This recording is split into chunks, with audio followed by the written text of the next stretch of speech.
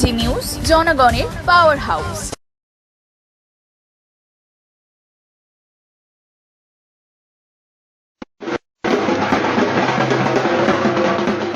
ফেব্রুয়ারি মাসে রাজ্য বাজেটে লক্ষ্মীর ভাণ্ডার প্রকল্পে আর্থিক বরাদ্দ বৃদ্ধির ঘোষণা করেছিল রাজ্য সরকার। 1 এপ্রিল থেকে বাড়ল লক্ষ্মীর ভাণ্ডারের টাকা। লক্ষ্মীর ভাণ্ডার প্রকল্পে মহিলাদের ভাতা 500 টাকা থেকে বেড়ে হলো 1000 টাকা।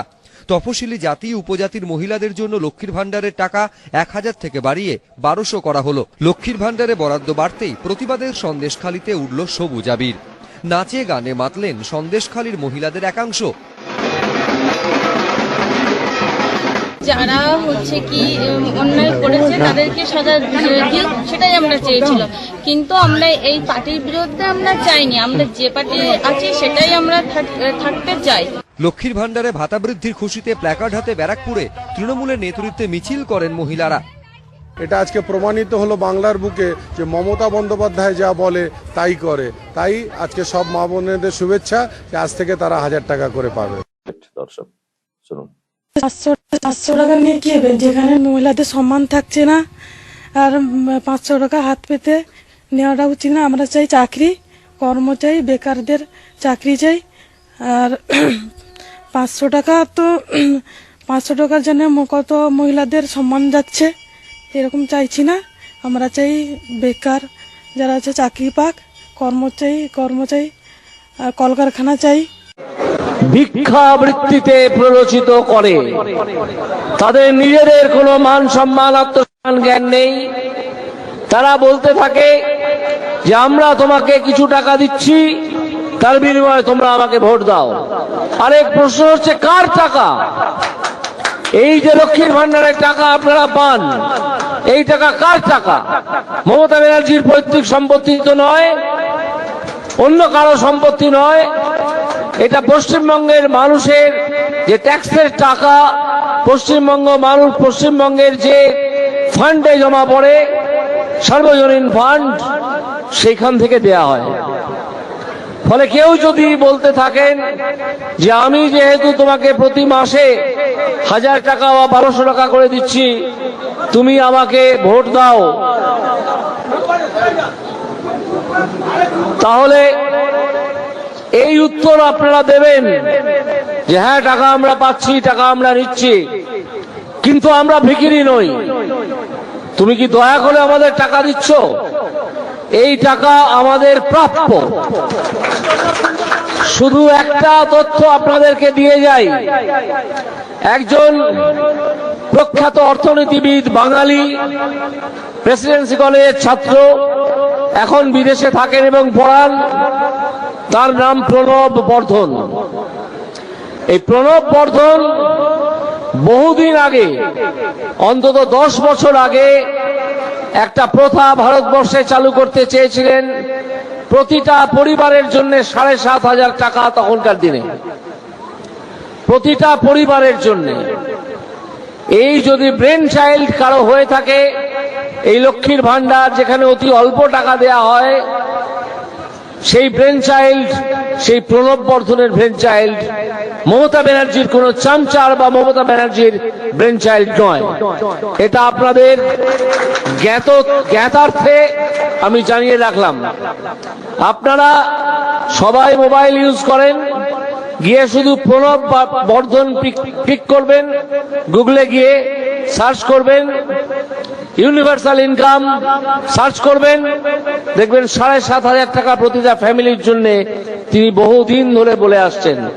আজ তিনি অশীতিপর বৃদ্ধ, বাইরে থাকেন, কখনো কখনো ভারতবর্ষে আসেন। বাঙালি, প্রেসিডেন্সি কলেজের ছাত্র।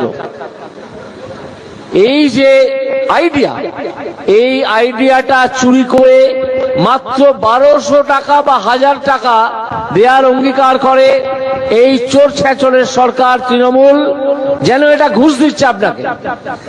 আপনাকে ঘুষ দিলাম, প্রতি মাসে এত টাকা করে দিয়ে যাব, আর আপনারা বারে বারে আমাকে ভোট দিয়ে কোটি কোটি টাকা চুরির ব্যবস্থা করে দেবেন।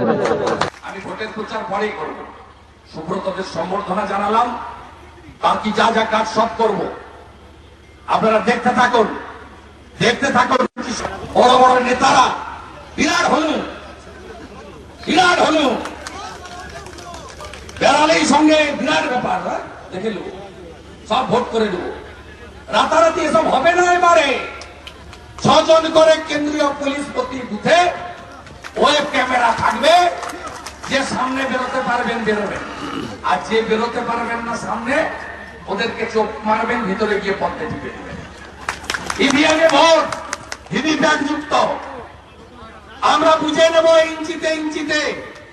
23 মে গোটা রাজ্যের প্রচার শেষ। গোটা রাজ্য এবং দেশের নেতারা ঝাঁপিয়ে পড়বে দক্ষিণ 24 পরগনায় গণতন্ত্র রক্ষা করার লড়াইতে। এবারে গণতন্ত্র রক্ষা করার লড়াইতে ডু অর ডাই। গুন্ডারা থাকবে, মাফিয়ারা থাকবে, সব ফিসারি ডাকাতি করেছে, সব মাটি কেটে ভাগ করে দিচ্ছে, আপনাদের সব সর্বনাশ করছে এরা। সমস্ত ইরিগেশনের জায়গায় কালী ভাটা, ইট ভাটা সব এদের। সুন্দরবনের ম্যানগ্রোভ কেটে সাফ করে দিয়েছে এই গুন্ডারা। ফাটা পায়জামা, গিটিস লাগানো সাইকেল, পুরা বিড়ি যাদের সম্বল ছিল 500 কোটি, 1000 কোটি, 800 কোটির মালিক, 100 বিঘা, 200 বিঘা, 30টা, 40টা, 50টা ফিসারির মালিক। এই রাজত্ব শেষ করতে হবে। এই লুম্পেন ভাইপো আর তার সাকরেবদেরকে একেবারে জোট বেঁধে আমাদের এই গণতন্ত্র রক্ষা করার লড়াইতে জিততে হবে। তোমরা ভাই ওকে গুরুত্ব দাও কেন? মিডিয়ার লোক গুরুত্ব দেয় অ্যাডভার্টাইজমেন্টের ব্যাপারটা। ওর নামের পাশ থেকে যদি প্রথমে পিসি আর শেষে ভাইপো সরিয়ে নেওয়া যায়, ওটার কিছু আছে? পুলিশ ছাড়া কিছু আছে? কিছু আছে ওটা? ওকে ভালো খেলা দেখাবো ডায়মন্ড হারবার। প্রার্থী তো হবে, যে প্রার্থী হবে ওর আর ওর পিসির চোখের জল আর নাকের জল লাগবে। বলছে ভিতরে যাবো আর পদে ভোট দেবো। আর সবাই আমাকে বলছে যে কেন্দ্রীয় পুলিশ থাকবে তো, পঞ্চায়েতের মতো ঠকাবে না তো। পঞ্চায়েতে যাবে 820 কোম্পানি কেন্দ্রীয় বাহিনীর কোর্ট পাঠিয়েছিল, একটাও বুথে দেয়নি। চটি করা পুলিশরা ক্যাডারদের দিয়ে লুট করে করে ভোট করেছে 23-এর পঞ্চায়েত। আমি আপনাদের কথা দিচ্ছি, এই বিরোধী দল নেতাকে ভরসা করেন তো? ভরসা করেন তো? যা বলি তাই করি তো? আর কেউ না বুঝুক, সাহায্য বুঝতে পারছি। 30 ডিসেম্বর বসিরহাটে বলেছিলাম, ডেজ আর নাম্বার, দিনগুলো গোনা হচ্ছে। 1 তারিখ বললো এই কাঁথির বেটাকে আমাকে ছাল আর চামড়া ছাড়িয়ে প্যাকেট করে কাঁথি পাঠিয়ে দিই। আমি কদিন আগে ওর বাড়ির সামনে সরবেড়িয়াতে দোকান থেকে মিষ্টি কিনেছি, নিজে খেয়েছি, পাবলিককে খাইয়ে দিয়েছি। আমাকে প্যাকেট করতে পারেনি। শাহজাহান এখন স্বগোষ্ঠী প্যাকেট হয়ে ভিতরে ঢুকে গেছে। স্বগোষ্ঠী। এখানকার পরেশ রাম দাস রেলে হকারি করতো, তাই না?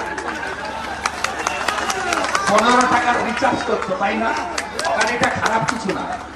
বদলটা দেখুন, বদল সাধারণ মানুষের হয়নি। এই কয়েকদিন আগে বলেছিল যে শুভেন্দু অধিকারী ক্যানিং এর মাটিতে পা দিলে বাস স্ট্যান্ডে দড়ি দিয়ে আটকাবে। আমি যাওয়ার সময় বাস স্ট্যান্ডে দাঁড়িয়ে চা খেয়ে যাবো। ক্ষমতা থাকলে পরেশ বেটা দড়ি কোন দেশের দড়ি আছে?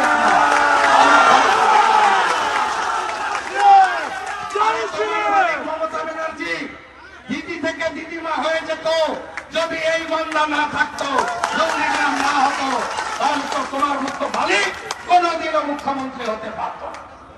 বড় বড় কথা। মালিককে হারিয়েছি আমি 1956 ভোটে। আত্মীয় স্বজন আছে তো মেদিনীপুরে, বলা না একেবারে উপার আর এপার। একদম এসব করে কিছু হবে না।